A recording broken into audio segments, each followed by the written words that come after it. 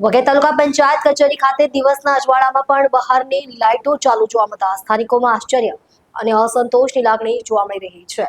એક તરફ સરકાર અને વીજ વિભાગ દ્વારા વીજળી બચાવવા માટે સતત જનજાગૃતિ અભિયાન ચલાવવામાં આવે છે, જ્યારે બીજી તરફ સરકારી કચેરીમાં જ વીજળીનો બિનજરૂરી વપરાશ થતો હોવાના આક્ષેપો ઉઠી રહ્યા છે। સૂર્યપ્રકાશ પૂરતો હોવા છતાં કચેરી પરિસરની બહારની લાઇટો ચાલુ રહેતા પ્રશ્નો ઊભા થયા છે।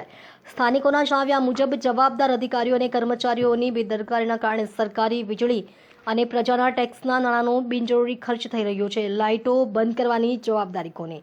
જાહેરમાં એવી પણ ચર્ચા છે કે જ્યારે સરકારી કચેરીઓમાં જ વીજ બચતના નિયમોનું પાલન નહીં થાય ત્યારે સામાન્ય નાગરિકો પાસેથી વીજળી બચાવવાની અપેક્ષા કેવી રીતે રાખી શકાય?